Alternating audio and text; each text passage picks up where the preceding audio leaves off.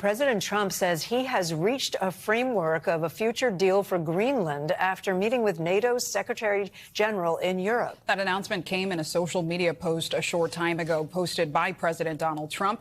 NBC News senior national politics reporter Jonathan Allen joins us now. John, what more do we know about this announcement, especially given the tariffs were set to take effect February 1st?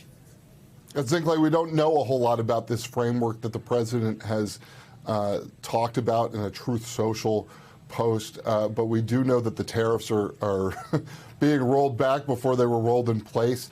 The president was under threat from the various EU countries, along with Britain, that he was planning to impose tariffs on.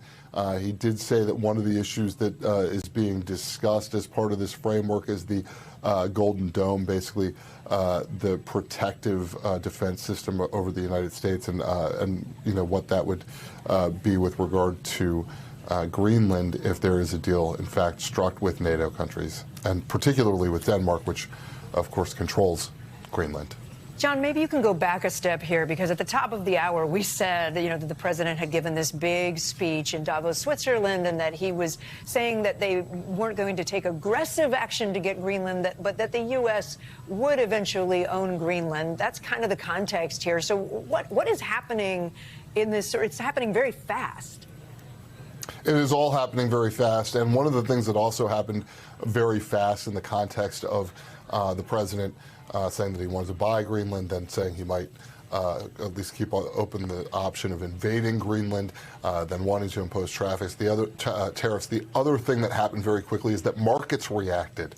And what we've seen over the course of the last several days in the financial markets suggests that there was a lot of interest in basically getting out of U.S. assets. There was, you basically have seen a lot of disruption. And so the president, in his Truth Social post, of course, talking about those tariffs specifically, talking about the idea, basically putting a pause on all of this, is at least addressing, if not entirely reacting to some of those market changes.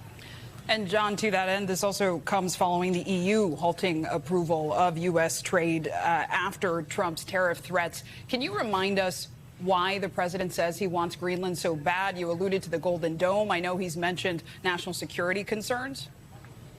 Yes, not just national security concerns, according to the president, but also the possibility of retrieving minerals at some point from Greenland. Of course, very difficult to access the minerals in the ground in Greenland because most of it is under a polar ice cap. But basically, the president sees this as both a national security, a defense of the United States issue, and one of potential economic gain for the United States.